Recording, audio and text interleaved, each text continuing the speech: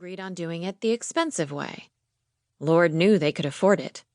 It was a new way of living that Eric had to get used to. To never want for anything again. To never worry about how to pay the bills again. It was almost overwhelming. Both he and Maria knew which countries they were dying to visit. And now, it was all finally about to become a reality. Eric couldn't stop smiling. He had all his stuff packed in a box on his desk, and once he left the office this very afternoon, he was never coming back. So, what are you planning on doing with the rest of your life? His friend Jacob, who had worked for him ever since the beginning in 1999, asked. Eric shrugged. Travel? Enjoy my family? Maybe write a book or do some conferences where I tell people how I made my fortune? Lay low, seize the day, move to the Caribbean, who knows? Eric said, laughing. The world really is your oyster, huh? Said Jacob. Eric nodded while drinking. Yup, there is nothing I can't do. I'm free to go wherever I want to go. Free to do and buy whatever I want to, whatever I dream of. As long as I don't go berserk, the money should last for the rest of my life. It certainly is enough. You should be very proud of yourself, Jacob said. Well, the deal is good for all of us, Eric said. You're leaving with some $7 million yourself, as far as I recall. Jacob smiled and nodded. I most certainly am. I can't deny that. Eric studied the face of his old friend and companion. They had known each other for so many years and shared so many ups and downs together. It had been a roller coaster, and Eric was glad it was over. Jacob was scrutinizing Eric's face. Eric noticed and smiled awkwardly. He sipped from his glass. He never did like champagne too much. Not the real expensive kind. It was too sour.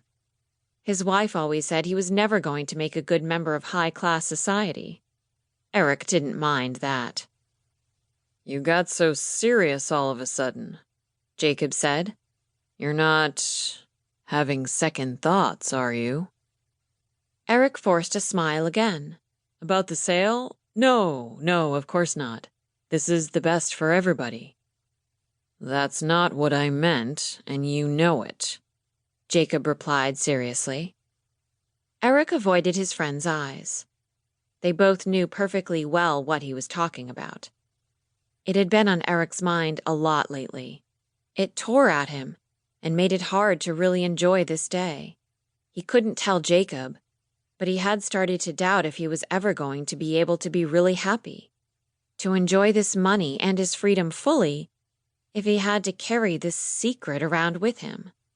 It just didn't feel right. When he was working day and night to build the company, he had been able to not think about it, to displace it. But he wasn't certain he could do that anymore. Years had gone by since it happened, and keeping it hidden inside was getting harder and harder for him. And he was afraid that Jacob could tell. That was the worst part. Eric knew he couldn't hide his growing doubts from his oldest friend. Jacob grabbed his arm and pulled him aside. You know you can't tell. Eric sighed and sipped his champagne. He didn't say anything, but he was considering it. Now that everything was done with the sale, there really was no excuse not to anymore. He knew he wasn't going to be able to live with this secret eating at him from the inside, but he also knew that telling might ruin everything for him. But which was worse? Living with this, having it eating at him for the rest of his life, or spending a few years in jail and having told the truth? Should he maybe wait till the kids were older? No, he had to make things right. He had to tell. You have sworn an oath, Eric, Jacob continued. I know, Eric said, thinking of the consequences. But it is eating me alive, you know? Swallow it up like the rest of us.